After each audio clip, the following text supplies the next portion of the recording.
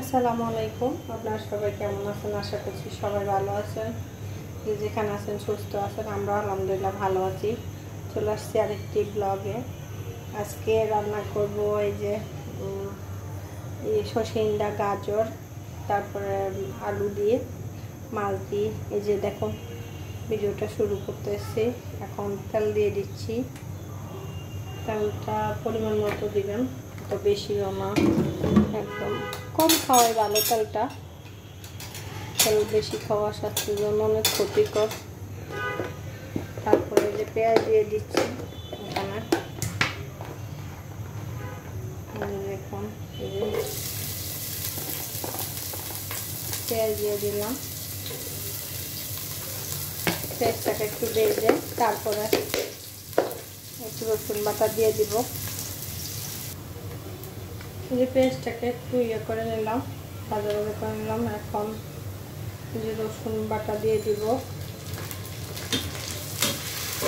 Half table spoon রসুন বাটা দিয়ে দিলাম।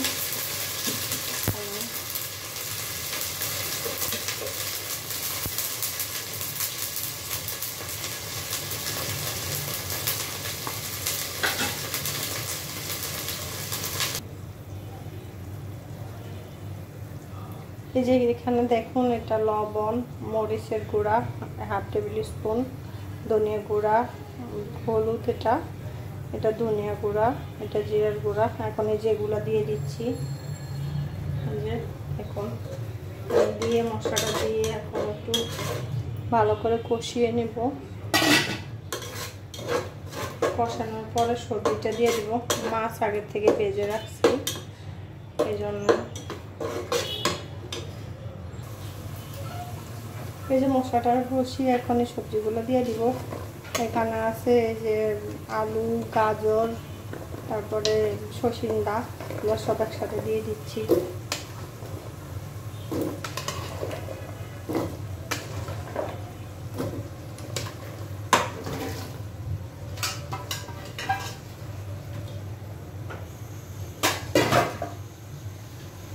এখন নেড়ে তারপরে পানি দিয়ে কষিয়ে নেব। আগে সবজিটাকে ভালো করে কষিয়ে নেব, তারপরে দেখবেন সবজিটা খেতে অনেক মজা লাগে। ওই যে পানি দিয়ে দিচ্ছি, পানি দিয়ে ঢাকনা দিয়ে দেবো।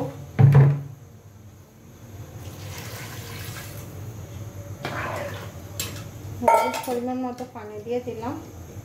এখন ঢাকনা দিয়ে দিচ্ছি, হতে থাক সিদ্ধ। তারপরে আসছি আবার। এই দেখেন মাছটা ভাজি করে নিলাম। এখন সবজিটা কষিয়ে নিচ্ছি। এখন এই যে মাছগুলো দিয়ে দিচ্ছি, এক এক করে সুন্দর করে একদম সাজিয়ে দিব।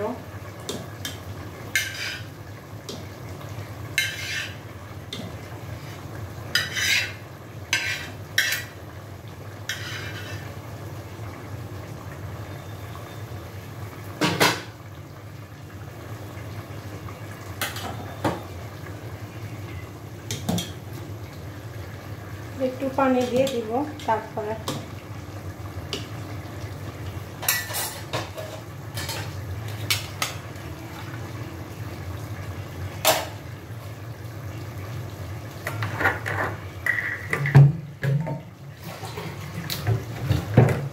আর একটু পানি দিয়ে দিচ্ছি।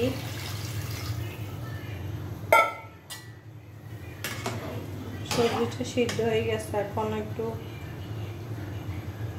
আর একটু ভালো করে একটু ঝোল ঝোল রাখবো, তো এই জন্য পানি একটু বেশি দিলাম। আর একটু করে ঢাকনাটা দিয়ে দিলাম। এখন হতে থাকতে একটু পরে তারপর ধনিয়া পাতা, কাঁচামরিচ দিয়ে নামিয়ে ফেলবো। দেখুন একদম রান্নাটা আমার কমপ্লিট। করে ধনিয়া পাতা আর একটু কাঁচামরিচ দিয়ে দিব। বাবু আগে কিন্তু খায়, জন্য একটু জাল কম দিয়ে আমি সবসময় রান্না করি।